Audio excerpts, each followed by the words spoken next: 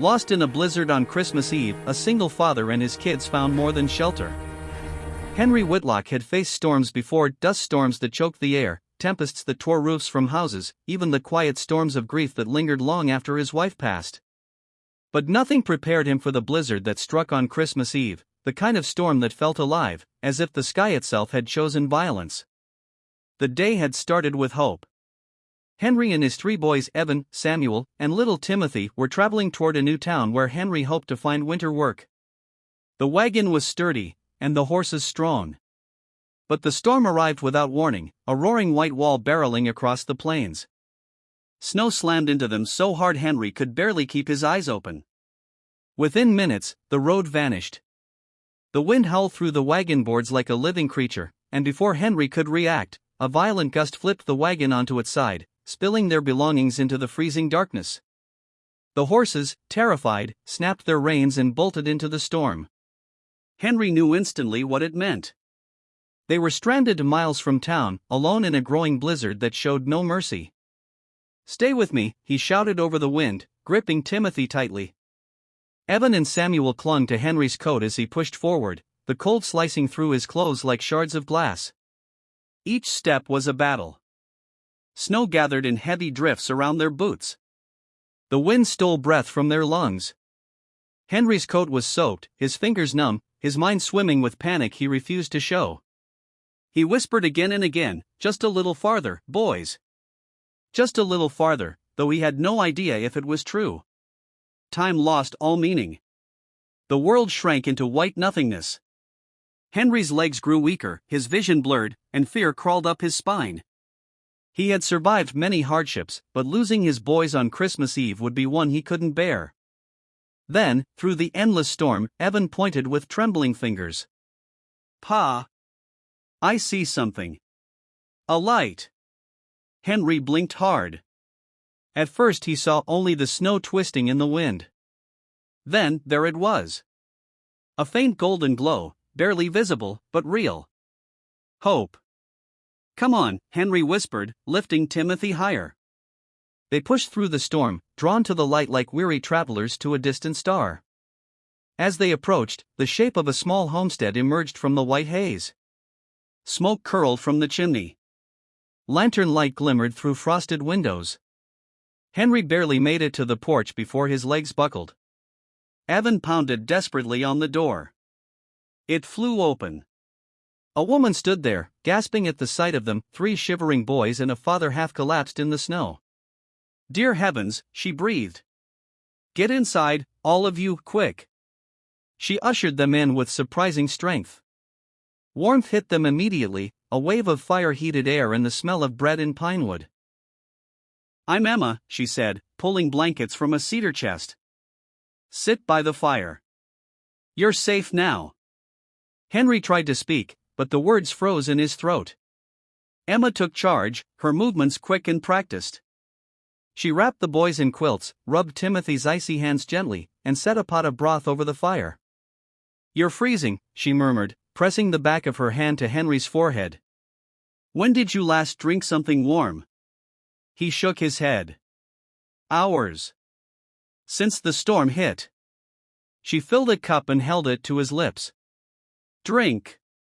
Slowly. The warmth spread through Henry's chest, thawing the ache inside him. He watched his boys settle close to the fire, their faces softening as color returned to their cheeks. "You saved my sons," Henry said quietly. "I don't know how to thank you." "You already did," Emma replied. "You got them here alive." The storm beat against the windows, but inside the cabin, everything felt still, safe. Emma stoked the fire and wrapped a shawl around her shoulders. Only then did Henry notice the quietness of the home. No man's coat by the door. No children's toys.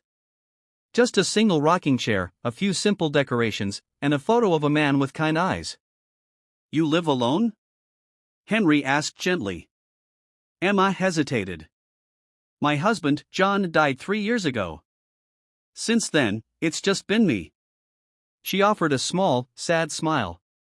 "This house used to feel so full. Lately, it's been awfully quiet." Henry nodded, grief recognizing grief. As the boys warmed up, they began to talk, timid at first, then more openly. Samuel asked about the carvings on the mantel. Evan admired the polished woodwork. Timothy curled up beside Emma like he'd known her all his life. "He's a timid one," Henry said softly. "Since his mother passed, he clings to whoever makes him feel safe."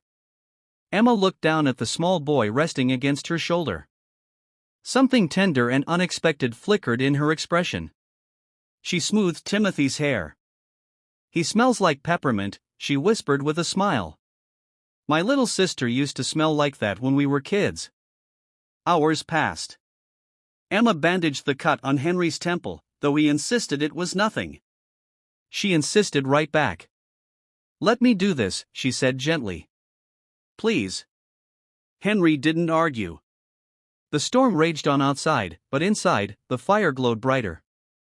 Emma pulled out a small tin of ginger cookies, baked earlier out of habit, despite having no one to share them with, and the boys devoured them gratefully. For the first time in months, Henry saw his sons laugh. "You'll stay the night," Emma said firmly. "This storm won't calm before morning." Henry nodded. "We're grateful." "Truly." Later, after the boys fell asleep in a warm pile of quilts, Emma and Henry sat by the fire. Shadows danced along the walls. The warmth softened the sharp edges of their loneliness. Emma stared into the flames. "I stopped celebrating Christmas after John passed.